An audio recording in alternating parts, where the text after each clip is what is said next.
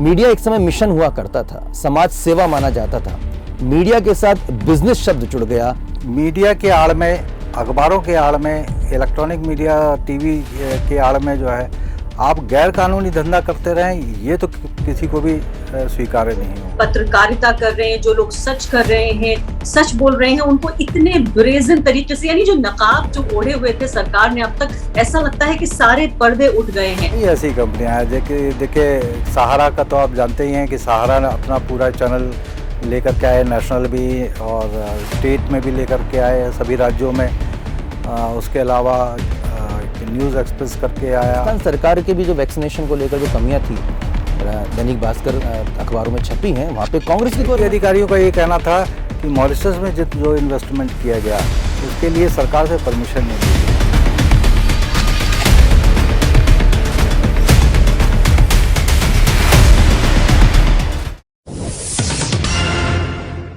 नमस्कार, आप सभी का बहुत बहुत स्वागत है इंडिया फर्स्ट के खास प्रोग्राम पॉलिटिक्स फर्स्ट में। और एक बार फिर एक ज्वलंत मुद्दे के साथ आपका दोस्त आशुतोष आपके सामने हाजिर हो चुका है।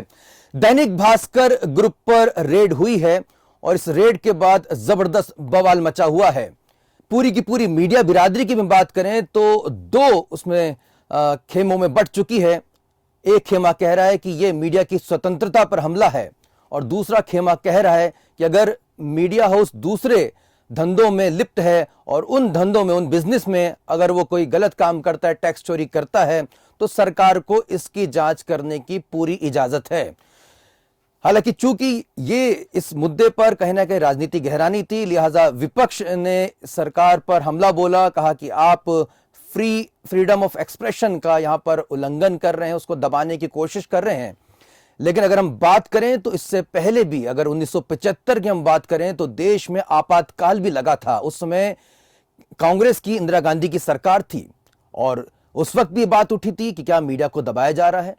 हम थोड़ा और अगर आगे बढ़ के देखते हैं तो रामनाथ गोयनका जी की हम बात करें तो इंडियन एक्सप्रेस समूह के जो संस्थापक रहे हैं, उनकी भी राजीव गांधी जी से अदावत जग जाहिर रही है कि किस तरह से उन्हीं के जो टावर्स थे, उनके जो प्रीमाइसेस थे, उनको छीनने की कोशिश की गई थी तत्कालीन राजीव गांधी की गवर्नमेंट के द्वारा। और उसके बाद क्या कुछ हुआ आप सभी जानते हैं। 2012 की हम बात करें तो एसएल ग्रुप यानी जो जी न्यूज ग्रुप है, उनके सुभाष चंद्रा के खिलाफ, जो चेयरमैन है सुभाष चंद्रा जी, उनके खिलाफ दिल्ली की एक पुलिस स्टेशन में एफआईआर दर्ज की गई, उनके पत्रकारों के खिलाफ एफआईआर दर्ज की गई।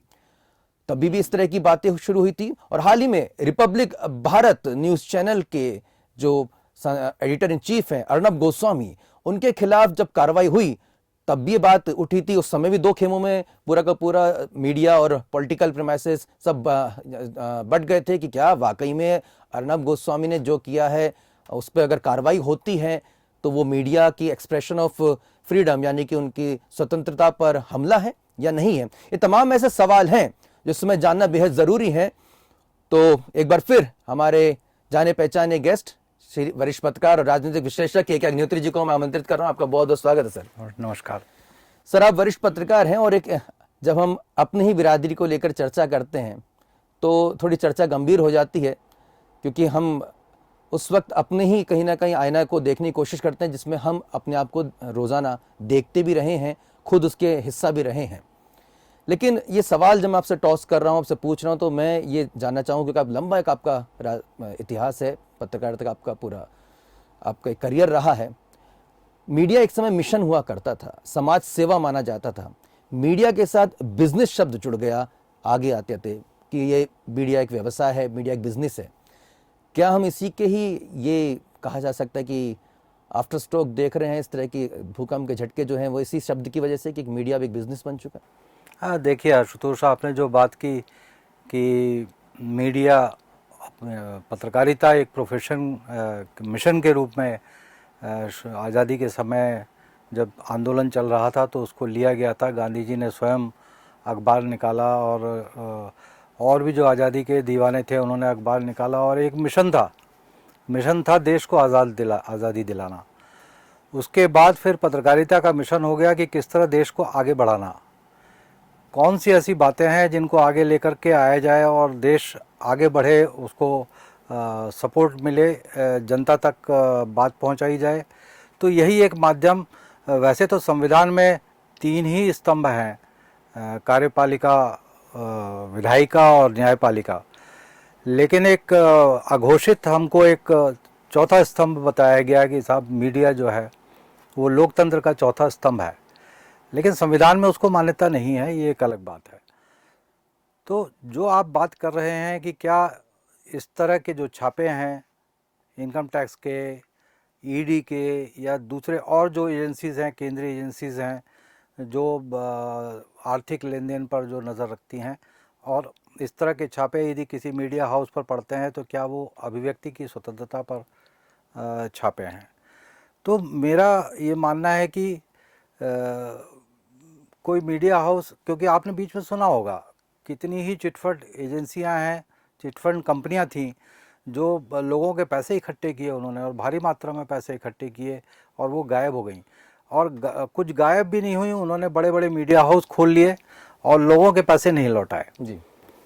उनमें कई नाम है, मैं नाम लेना नहीं चाहूँगा क्योंकि ठीक नहीं होगा। मैं तो चाहूँगा जो नाम आए सामने, क्योंकि जब हम दैनिक भास्कर पर खुलकर चर्चा कर रहे हैं, भारत समाचार पर खुलकर चर्चा कर रहे हैं, तो हमें उन नामों को भी सामने रखना होगा, नहीं तो हमारी निष्पक्षता पे भी यहाँ पर प्रश्न चिन्ह लगेगा। कई ऐसी कंपनियां हैं जैसे देखिए सहारा का तो आप जानते ही हैं कि सहारा ने अपना पूरा चैनल लेकर के आए, नेशनल भी और स्टेट में भी लेकर के आए सभी राज्यों में। उसके अलावा एक न्यूज़ एक्सप्रेस करके आया, वो भी चिटफंड कंपनी का था। ऐसे बहुत से उदाहरण हैं जो अपने जो गोरख धंधे हैं उनको सेव करने के लिए लोग अपनी कंपनियां लेकर के आए। लेकिन अभी जो हाल का जो इशू है, दैनिक भास्कर और भारत समाचार, दो पर आईटी छापे पड़े हैं, एक भाजपा विधायक पर भी छापा पड़ा है इनकम टैक्स का। तो ये एक इनकम टैक्स के जो सर्चेस ऑपरेशन होते हैं, ये एक रूटीन उनके कार्यक्रम का हिस्सा है।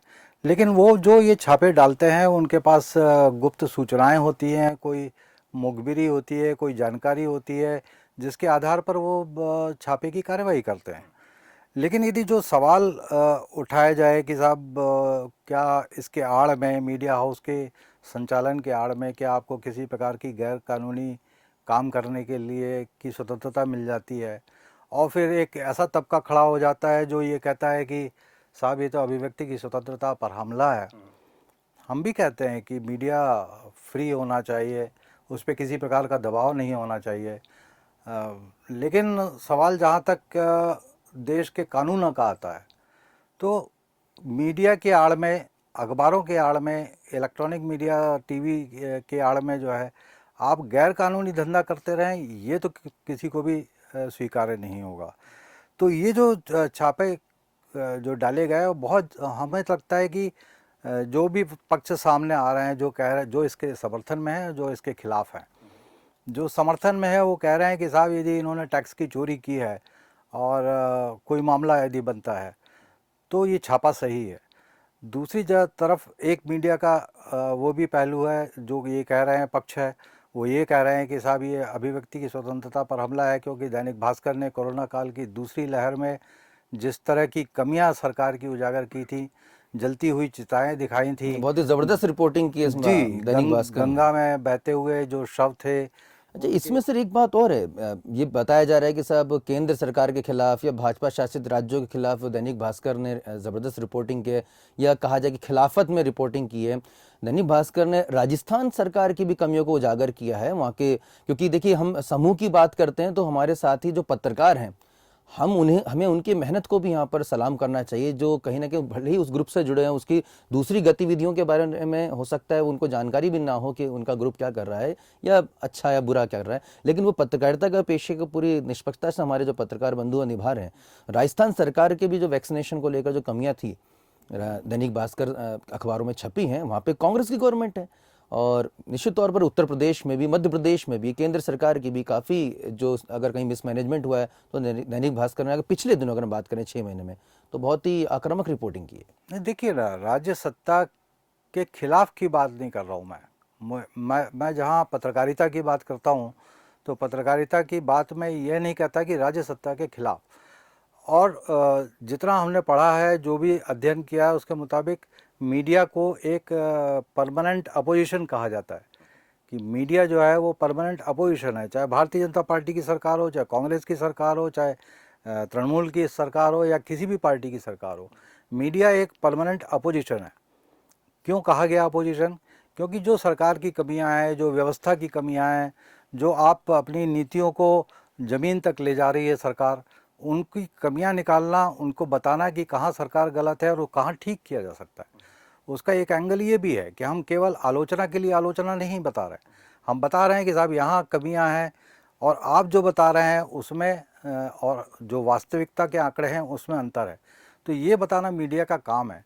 लेकिन ये भी है आशुतोष कि क्या मीडिया की आड़ में आप टैक्स की चोरी करेंगे, आप जनता के खजाने को धोखा देंगे? तो ये भी नहीं होना चाहिए। केवल इसलिए देखिए, आपने यदि गलत नहीं किया है तो आपको डरने की ज़रूरत नहीं है। जो कल भी अपने बीच में बात हुई थी कि यदि आपने गलत नहीं किया तो डरने की ज़रूरत नहीं है। और कुछ लोग ये भी कह रहे हैं कि साहब जब छापा पड़ा तो वहाँ कर्मचारियों के फ़ोन छीन लिए गए। खबर जो बनाई गई, उस खबर जो डिजिटल में खबर बनाई गई या अखबार के लिए छपने के लिए जो खबर बनाई गई, वो आयकर अधिकारियों ने देखी और पढ़ी और उसके बाद उसको मंजूर की कि हाँ अब आप इसको देख सकते हैं। तो ये सेंसरशिप नहीं थी। देखिए, जब भी आपने यदि आयकर छापे का कभी अध्ययन किया हो या कभी वहाँ आपने रिपोर्टिंग की हो, तो आयकर या ईडी का जब छापा पड़ता है तो चूंकि बातें बाहर ना जाएं, प्रेमिसेस से बाहर ना जाएं कि हम अंदर क्या कर रहे हैं, उसके लिए ये सब रिस्ट्रिक्शंस लगाए जाते हैं। लेकिन ऐसा भी उन्होंने नहीं किया कि आप खबर को नहीं रिलीज़ कर सकते। बात करके डिजिटल प्लेटफॉर्म पे खबर रिलीज़ हुई, बात करके अखबार में खबर रिलीज़ हुई। ये बात अलग है कि उन्होंने उसको चेक किया और देखा कि किस तरह से आप लिख रहे हैं, क्या बात बाहर भेज रहे हैं।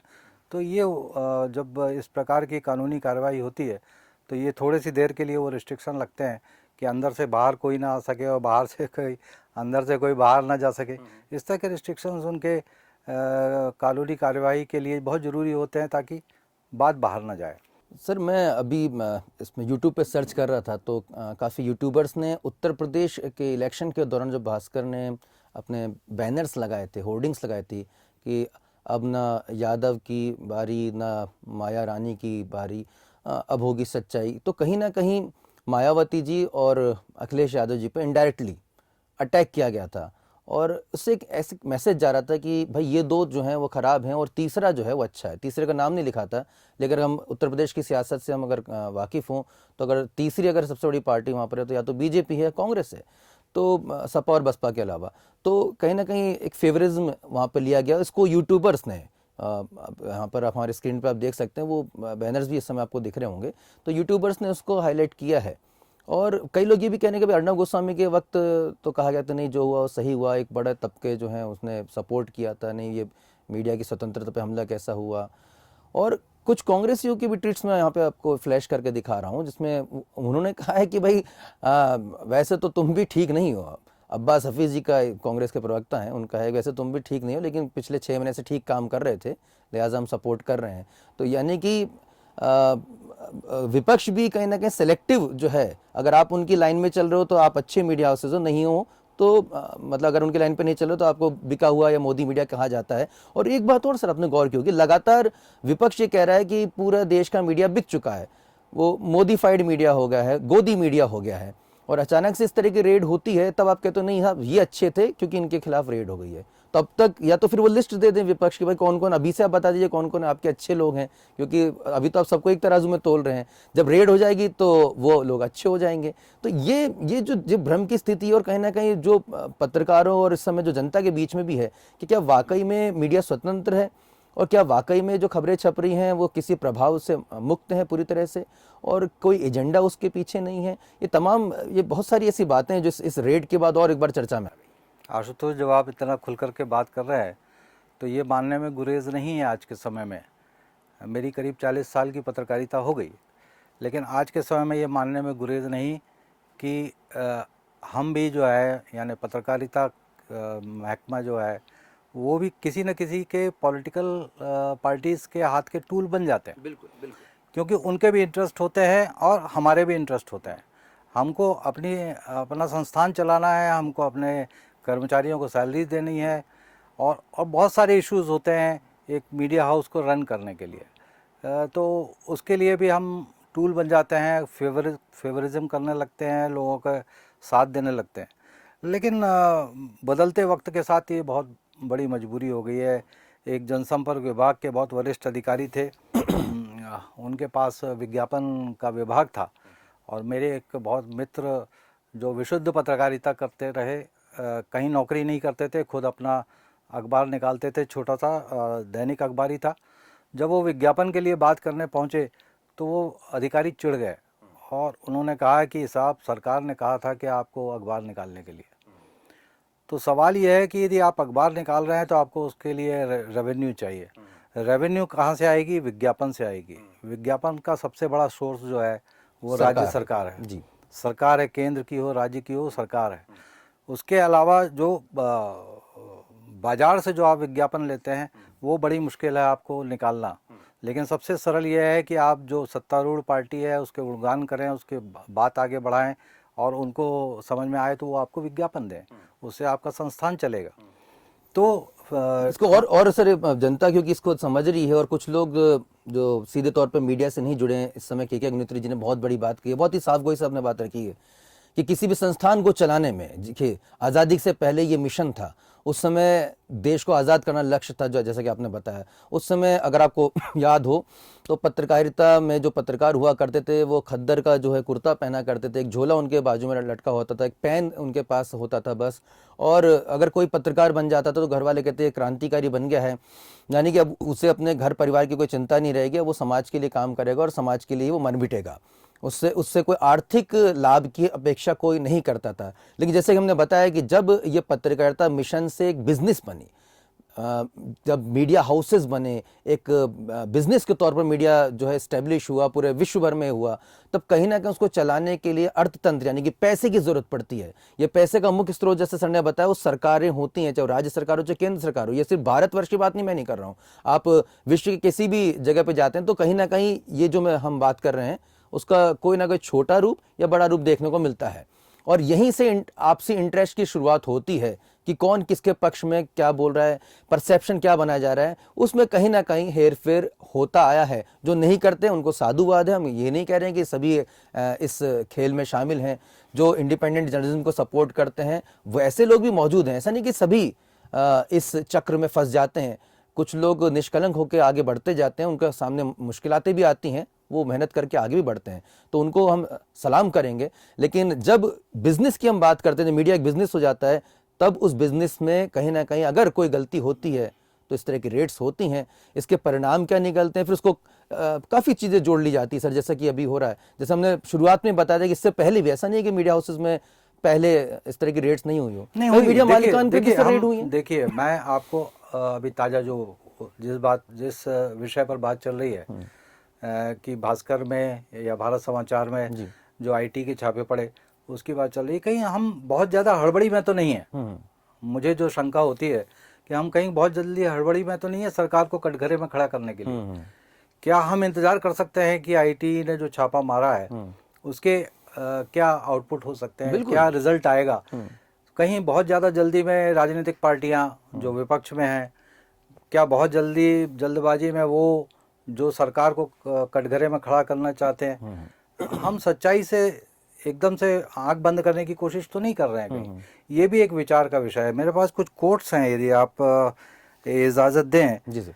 तो जो सूचना प्रसारण मंत्री हैं अनुराग ठाकुर, उन्होंने कहा कि एजेंसियां अपना काम करती हैं, उसमें हमारी कोई दखलंदाजी नहीं होती, और मैं इतना ही कहना चाहूँगा कि पूरी जानकारी ज़रूर लेनी चाहिए। कई बार जानकारी के अभाव में भी बहुत सारे विषय ऐसे आते हैं जो सच्चाई से परे होते हैं। उनका इशारा यही था कि कहीं बहुत जल्दबाजी में आप ऐसे किसी कंक्लूजन पर तो नहीं पहुंच रहे हैं कि हम अखबार की आवाज़ को दबाने का प्रयास कर रही है सरकार। ये तो बहुत बड़ी बात आप कह रहे हैं। अगर हाल ही में हम देखें हैं तो भोपाल से एक नया यूट्यूब चैनल शुरू हुआ है, मैं नाम नहीं ले रहा हूँ उनका, क्योंकि इसका कोई तारतम्य नहीं है इन्वेस्टिगेशन में। लेकिन उन्होंने एक रिपोर्ट प्रकाशित की कि किस मीडिया संस्थान को मध्य प्रदेश सरकार के द्वारा कितना रेवेन्यू यानी कि पैसा दिया गया, विज्ञापन का पैसा दिया गया। उसमें सबसे टॉप पर नाम अखबार में दैनिक भास्कर का था, यानी कि मध्य प्रदेश में जब शिवराज जी की गवर्नमेंट पहले थी, उसके बाद कमलनाथ जी की गवर्नमेंट है, उसके बाद फिर शिवराज जी की गवर्नमेंट है, तो इस तीनों कार्यकाल के दौरान जो सबसे ज्यादा विज्ञापन जो प्राप्त करने वाला जो संस्थान रहा है वो दैनिक भास्कर रहा है। ये भोपाल से शुरू हुए नए यूट्यूब चैनल की एक खबर के मुताबिक है। सॉरी, मैं बीच में आपको इंटरप्ट कर रहा हूँ, लेकिन यदि ये सच्चाई है कि सबसे ज़्यादा सरकार से विज्ञापन प्राप्त करने वाला जो समूह है वो भास्कर है, तो फिर उसके ऊपर ये किस तरह से आरोप लगाया जा सकता है कि साहब उन्होंने सरकार के खिलाफ यदि कोई खबर छापी है तो उसके परिणाम स्वरूप उनकी आवाज़ दबाने के लिए आईटी का छापा डाला गया, क्योंकि रेवेन्यू आप देख लीजिए, दूसरे और जो अखबारों को विज्ञापन या टेलीविज़न चैनल को विज्ञापन मिल रहे हैं उससे ज़्यादा कहीं भास्कर को विज्ञापन मिल रहे हैं। इसका मतलब कि सरकार के मन में, मैं पक्ष विपक्ष किसी का पक्ष लेने की बात नहीं कर रहा हूँ, लेकिन जब यदि आंकड़े कहते हैं कि साहब सबसे ज़्यादा भास्कर को विज्ञापन मिले, तो फिर इन बातों में कहाँ दम है? आप हम भी दिखाते हैं सच्चाई, आप भी दिखाते हैं सच्चाई। यदि सरकार में कहीं कोई कमी है, कोई आलोचना करने की बात है और सरकार को बताने की बात है कि साहब यहाँ आप गलत हैं, इसको सही कर लीजिए, तो ये तो काम है मीडिया का। और दूसरा, मैं जो आईटी अधिकारियों की बात कर रहा था, तो उन्होंने भी कहा, आईटी अधिकारियों का जो स्टेटमेंट मेरे सामने आया उसमें कहा कि साहब इस ग्रुप में और उनकी विभिन्न जो कंपनियां हैं उसमें टैक्स चोरी के बारे में अधिकारियों को गुप्त सूचना मिली थी, उसी के बाद ये छापेमारी की जा रही है। और सूत्रों ने ये भी दावा किया कि पनामा पेपर लीक मामले में इस ग्रुप के कुछ लोगों के नाम आए, बही खातों में लेन देन का भी संदिग्ध हैं, खर्च दिखाने के लिए कथित तौर पर फर्जी भुगतान किए गए हैं।